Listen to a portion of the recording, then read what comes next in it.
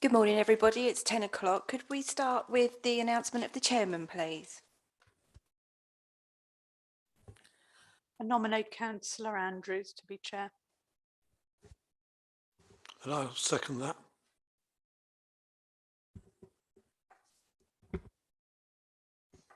Good, thank you very much. Are we live? Right, welcome everybody to this meeting of Licensing Subcommittee.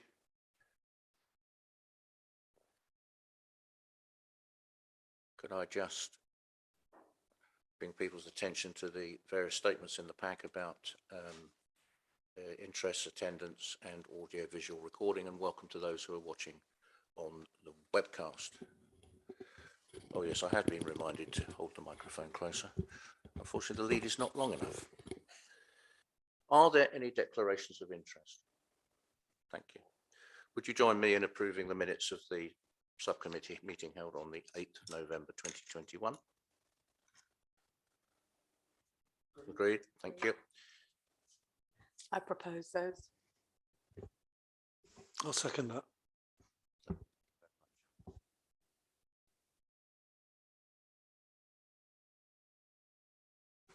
I'm assuming that everybody's read the summary of procedure on pages 25-32, so we will proceed on that basis and consider an application for a premises licence for Lidl at 295 to 297 Stansted Road, Bishop Stortford, CM23 2BT.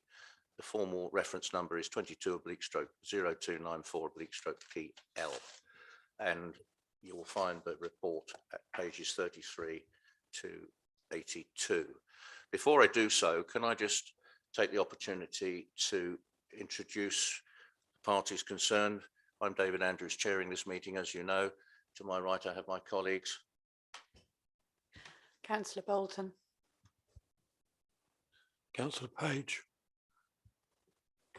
We have Mr. Wheeler, our Senior Licensing Officer, who we'll be hearing from in a minute. To my left. Peter Mannings, Democratic Services.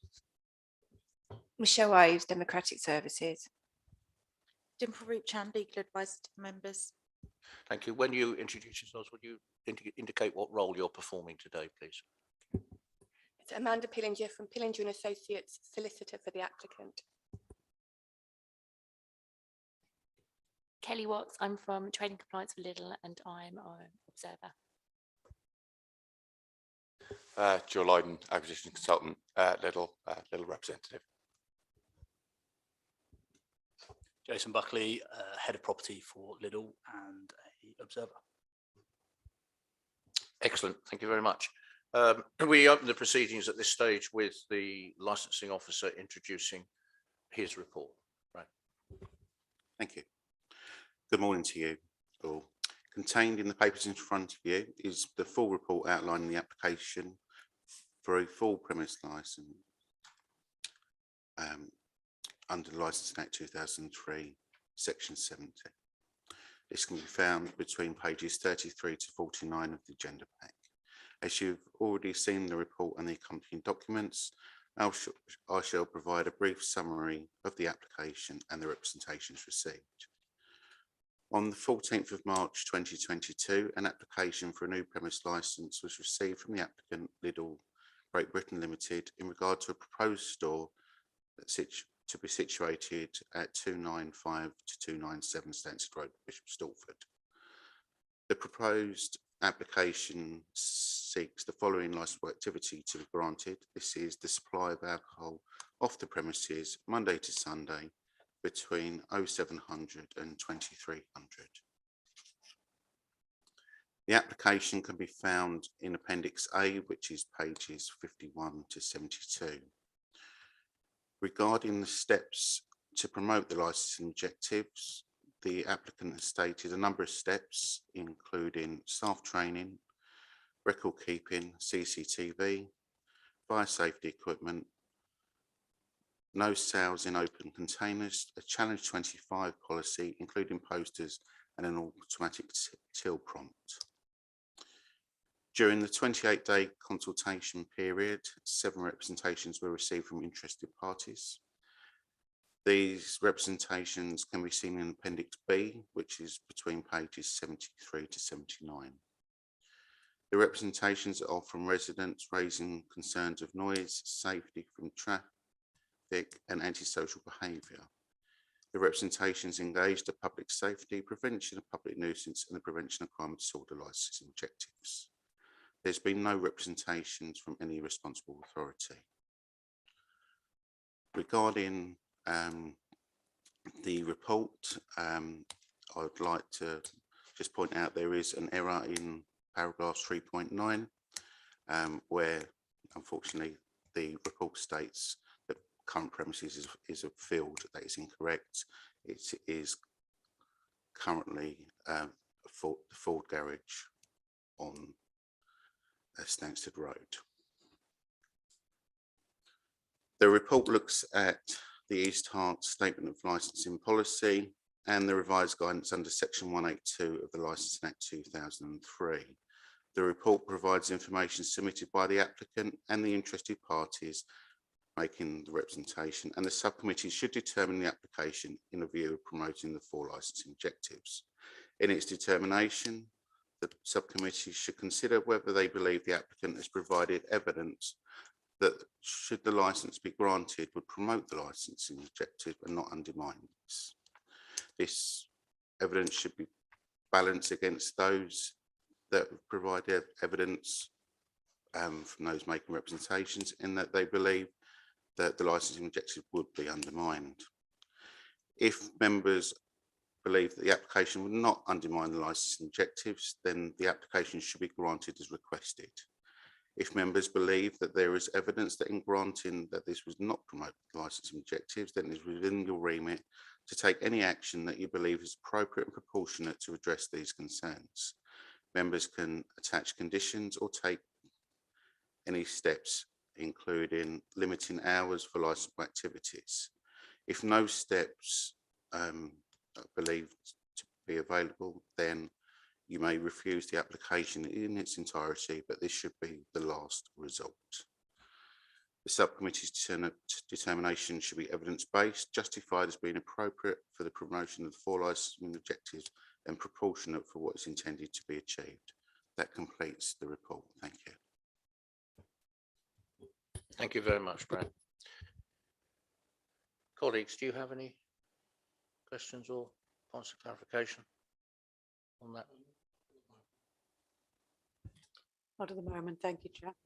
Thanks very much. I'll go to the applicant then. Do you seek any points of clarification from that statement or report? No, sir. Okay, thank you very much. In that case, I can go straight, there being no other interested parties, I can go straight to you and ask you to make your submission. Thank you. Recording committee. This is an application today for a new premises licence for Lidl for the sale of alcohol for consumption off the premises between the hours of 7 AM to 11 PM Monday to Sunday. As you've heard, there are no representations from any of the responsible bodies, but we do have representations from residents. What I want to do at the outset is just discuss those representations with you on a more general point. My observation on looking at the representations, which appear at page 73 to 79, is they contain a lot of general comments, a lot of unsubstantiated comments, if you like. Those licensing hours are going to attract the wrong sort of people. There is a risk of antisocial behaviour. Such a licence would attract the wrong element. This isn't evidence, so this is just general concern about what might happen. There were also some comments that actually aren't relevant to the licensing objectives, and I would ask that you carefully consider those when you're determining the outcome. For example, stating that the hours are not the same as other local supermarkets, or stating that the application shouldn't be considered before planning, objecting to the hours generally without actually giving any reason, suggesting the site would be better for housing. As you'll appreciate, sir, the application has to be considered in relation to the licensing objectives, and I would submit that those are not. Your website is extremely useful in terms of licensing applications, and obviously there is actually advice to interested parties, stating that objections may only be made on the grounds that the application would undermine one of the licensing objectives. And there's also a link to another document, Guidance for Interested Parties, which clearly states that to be valid, relevant, representations must be in writing, not frivolous, vexatious or repetitious, and based on evidence. And so that's another point that I would wish to raise with you at this stage. None of the objections actually include any evidence as such. It's concerns about what might happen. Obviously, mindful of case law, you are allowed to consider what might happen and whether there might be evidence. But I would go so far as there's not even anything to suggest that there might be evidence in the future, that there might be problems. Obviously, if I can refer quickly to section 182 guidance, paragraph 9.43, says the authority's determination should be evidence-based, justified as being appropriate for the promotion of the licensing objectives and proportionate to what it is intended to achieve. So I just wanted to put that out in the first place, just so that we can contextualise, if you like, the representations that have been made. I also want to address you on the issue of hours, because I think there's been comment in the application and in the objections and in the officer's report in relation to the Sunday trading hours in particular, and the fact that obviously the application exceeds those hours permitted by Sunday trading. So if you were to grant the licence today, the store would have to comply with the Sunday trading hours. In the same way that if you were to grant the application today and the planning was granted with more restricted hours, we would have to comply with the more restricted hours. In relation to planning, that is recognised in your licensing policy, but it's not recognised in relation to the Sunday trading hours. But what we do have is we have guidance from the government that says that a licence shouldn't duplicate other legislation. So there is already legislation in place in relation to the Sunday trading hours. We having lived through extraordinary times, we know that there might be occasions when the Sunday trading hours might be relaxed temporarily. And what Lidl are saying in applying for the full hours is we want to be able to take advantage of that if the government do decide to relax Sunday trading hours in the future.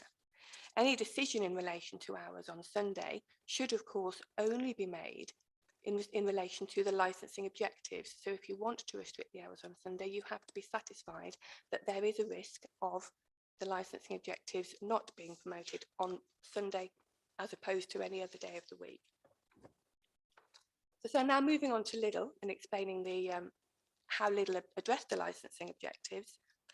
You'll be familiar with a Lidl store. They have over 860 stores in the UK.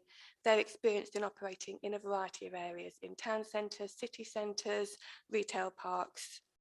They have made a positive contribution to a number of areas throughout the country. Lidl are extremely aware of the importance of the sale of alcohol and their responsibilities. They have extensive training in place. You've heard in the report that we volunteered an additional condition in relation to training, but I want to explain a little bit more to you about that because it is so key.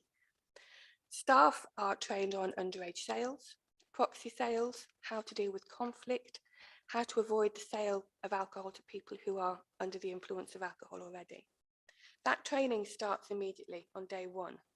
Nobody is permitted to work to checkout until they've completed their training. And even then, they are closely monitored, initially by a shift manager who will make sure that they sell every age-related product, age-restricted product appropriately. And then as they become more experienced, they are monitored by other staff members. Training trolleys are used. So essentially it's a trolley with a variety of products in, designed to make sure that the staff understand any particular age-restricted product. So a bundle of documents was submitted prior to the application, which contains useful information about the training. Pages 1 to 12 of that bundle is an extract from the Trading Law Manual, and that sets out a lot of the training in relation to these age-restricted products. By way of example, on page 5 of that document, you will see the guidance given in relation to proxy sales. So, of course, as is always the case with these types of documents, there are about 3 page numbers on each page. If you see in the bottom right-hand corner, it says page 1, page 2. That is the page numbers I will be referring to throughout this hearing. A lot of the training is online as well, just so that there's a variety of training methods, because we recognise that people learn in different ways. Extracts of the training, the online training, is page 13 to 16. You can just see printouts of the screenshots. Once they've completed the training, including any refresher training, because they do the refresher training every 6 months, staff have to sign an age-restricted sales register, which is on page 17 of the bundle, just showing that they've completed that. You will see as well that signage is displayed around the whole store. That reminds both staff and customers of the law relating to the sale of alcohol. You'll see on page 18 and 19 examples of that signage. So as well as that training being offered to all staff, there are also procedures in place. And I think Lidl have a unique procedure when it comes to the sale of alcohol that is extremely effective. If someone approaches the checkout with alcohol, intending to purchase alcohol, and let's say, for example, they look about 22, it's not down to the checkout operator to challenge that person, because we understand that checkout operators can be young, they can be inexperienced, they can be new to the job. It can be quite intimidating to have somebody asking to purchase alcohol and basically trying to force you to allow them to purchase it. So the system that Lidl have in place is that there is a bell underneath the checkout. As soon as someone approaches the checkout attempting to purchase alcohol who looks under 25, the cashier has to push that bell. A shift manager will then come to that checkout, and it will be the shift manager who asks for the appropriate ID and decides whether that sale takes place. So as well as supporting the checkout operator, that also sends a very clear message to customers that it is a manager's decision as to whether that alcohol sale will be permitted or not. So it promotes the zero tolerance approach that Lidl have, and it is extremely effective. In addition, Lidl have their own monitoring system, so they appoint an external company to carry out test purchases just to make sure that their processes are working. But predominantly so, of course, the store is a supermarket. As you walk into the store, you will see the products that you tend to see in a supermarket. The alcohol will not be displayed near the entrance. In fact, the main alcohol display is actually located in the aisle the furthest away from the entrance, so that you would have to walk through the whole of the store before you get to that main alcohol display. The whole store is covered by CCTV, including the alcohol aisle. In addition, staff are encouraged to monitor the area, so generally walk around as they're stacking shelves, and if they see someone loitering in the alcohol aisle who appears to be under 25, they're encouraged to approach them and say, just make sure you've got some ID on you, because you will be challenged at the checkout because you look under 25. And that all goes again to promoting that zero tolerance approach and making it clear that Lidl will not breach any licensing laws. The benefit of these procedures is that they are in place at all Lidl stores across the country. So when you've got them in a city centre, whether you've got them in a town centre, whether you've got them in a retail park, there are extremely high expectations of all staff members. They are aware that if they breach any of these procedures, disciplinary action will be taken.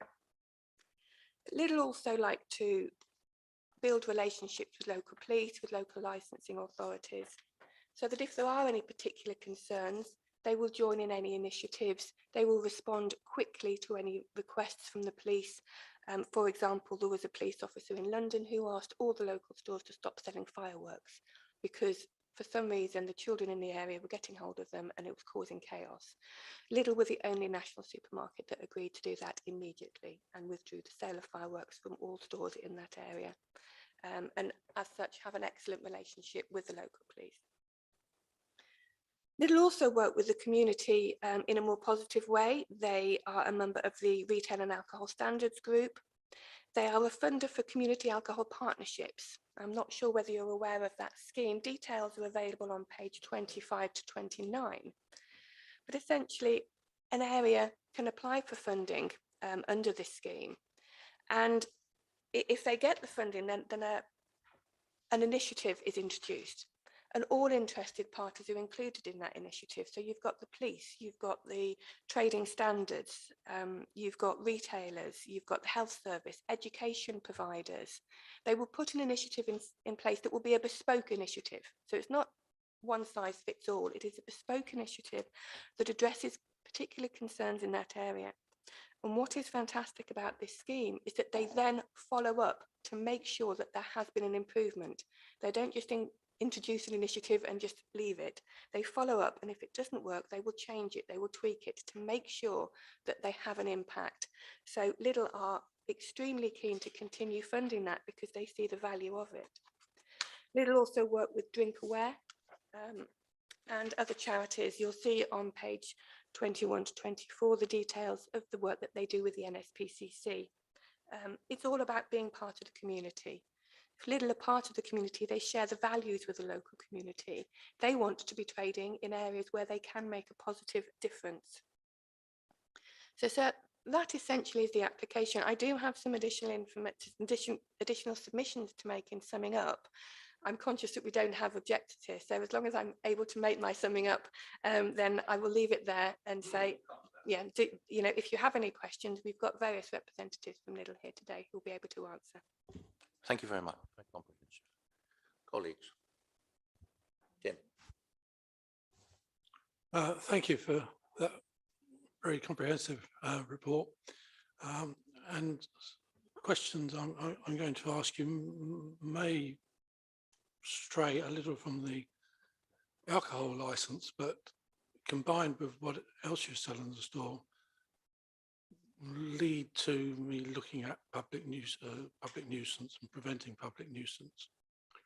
I'm really interested if you could give me some clarification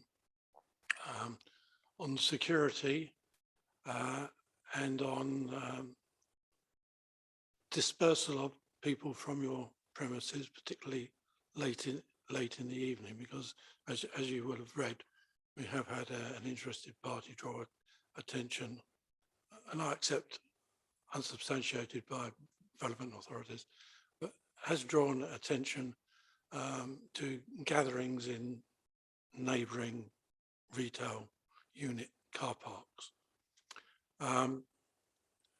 You mentioned that you share the values of the community. Therefore, I think it's valid to ask the question about how, is there any way you will deal with security, particularly late at night, to minimise nuisance? And also, added on to that, could you give me some clarification on when you will be accepting deliveries? Will that be overnight or during the hours that you're open? Thank you. Sir, can you point me to the objection that looks at gatherings in car parks? Forgive me if it is, I couldn't see one, but even if it is, if it isn't, I can respond to that point. Right, okay.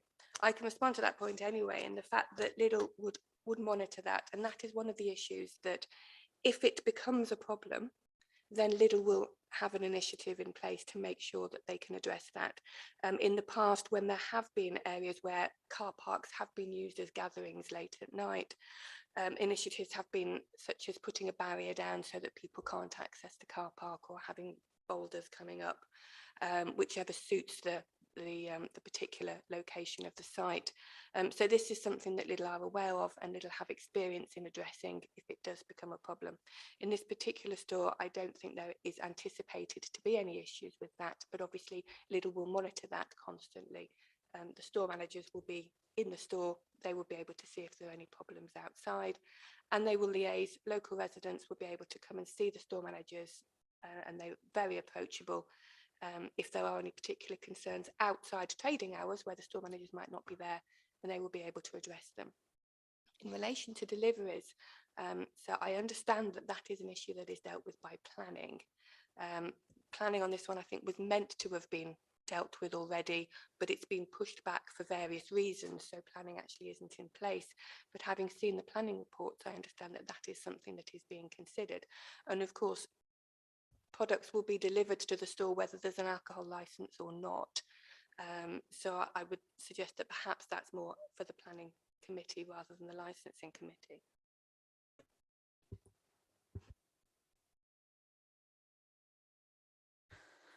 Thank you. I'd like to follow on from that because it's quite interesting about the planning. We went and did a site visit, so we're aware what it looks like. It would be helpful for us to know what size the site is going to be. I mean, is it going to be on the footprint of the building that's going to be there? Is it smaller? Is it larger? Because the reason we're asking is because we were wondering about barriers to car park. Where is the parking going to be? And that does, you know, tie in with the security outside. I don't know if Lidl normally has CCTV on the outside of the premises and in parking areas. But I think it does come under the licensing objectives, and it would be good to know a bit more about that, please. In relation to CCTV outside, I think it depends to a certain extent on the location of the car park and data protection and all sorts of things like that. Understand that. If I can pass over to the head of property, he'll be able to explain the site to you. Thank you. So the site in question is the Gates of Ford site. We're acquiring the full extent of that site, and we're looking for a complete redevelopment of that site. So all existing buildings will be removed, and we will create a 24,000 square foot retail unit gross with associated 137 parking spaces. We're in effect utilising the existing principal access into the site, moving it slightly, to be truthful, only a matter of meters across further into the site, and the principal number of parking spaces will be located to the front of the store. So off the principal access, travelling down into the site, meeting our shop front, our curtain walling, and then we'll have parking wrapping around the site. Ah, right. That helps, because at the moment you've got the Ford, is it the transit service area at the back? You're going to be taking that on as well. Yes. So the entire site from the highway to the railway, right, we will redevelop, reprofile, and create a much more sort of integrated site, shall we say, than what's currently there. Which gives you a lot more control on the security. Absolutely and the right. There are far less corners and areas of being tucked away, shall we say. Yeah, that is really helpful to know. Thank you very much. And I think that covers a lot of my other questions, really, because I was wondering how you're going to deal with access and those sort of problems. So, so as you go on, you will be monitoring the security for the whole site, then including the car park. Absolutely, as the owner of the site, and generally speaking, from our basic principles of estate management, we want to be fantastic neighbours. We absolutely look after our sites to tip-top condition. We want them to be as customer friendly as possible at all times. So, you know, well-maintained landscape, no rubbish, no antisocial. Thank you. That's really helpful. Thank you. Fine. No, that's covered what I had in mind. Okay, if there is a closing submission, I think now's the appropriate time for you to. Thank you, sir. I will be brief. Essentially, this is an application for a new premises licence. You've heard there is no police objection, no objection from any of the other responsible bodies. The objections are from local residents, but we haven't got any evidence to support their objections. They are concerns about what might happen. And I would also go further and say there's actually no facts that would suggest that the licensing objectives may ever be undermined. In that respect, if I can refer you to the foreword of your own licensing policy, which very proudly states, and quite rightly so, East Herts is a very low crime area, so very low crime and disorder area, frequently appearing in Halifax Quality of Life Survey as one of the best rural places to live in the whole of the UK. So that would suggest that the area itself is not one that is likely to attract antisocial behaviour. There is nothing to suggest that the Lidl store selling alcohol would undermine any of the licensing objectives. In fact, so I would go so far as to say, excuse me, that the evidence is actually that the responsible bodies are not concerned about the area because they haven't objected. If they had concerns, they would have objected to the application. You've heard Lidl are extremely experienced in operating well-managed premises. The hours applied for fall within the table of hours set out at 6.9 of your licensing policy. You've heard about the training that we offer. You've heard about the procedures in place to address the licensing objectives. So I believe that you can be confident in granting this application. And obviously, sir, there is always that protection that you have, that if problems are experienced, then any local resident can always apply for the licence to be reviewed in the future. If I can just refer you to 2 sections of the relevant documents. So the government guidance under section 182, paragraph 2.1, licensing authorities should look to the police as the main source of advice on crime and disorder. So the police have not objected, which would lead us to suspect that there is no problem with crime and disorder in the area, and they don't have any concerns that there will be.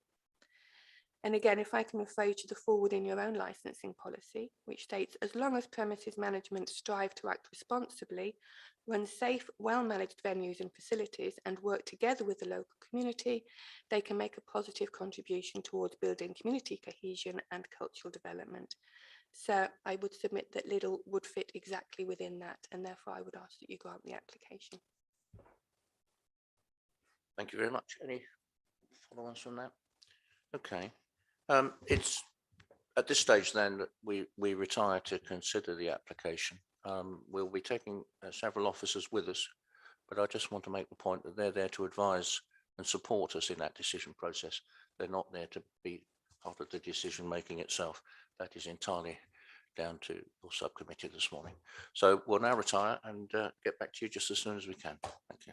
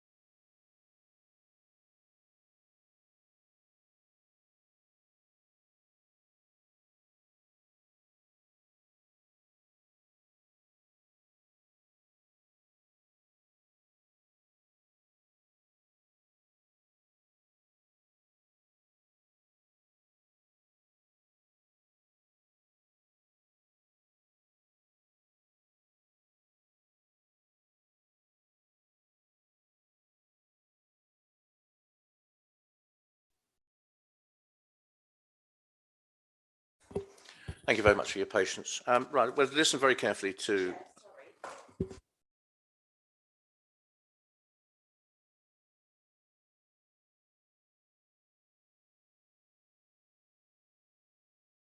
Well, we've come to a decision now.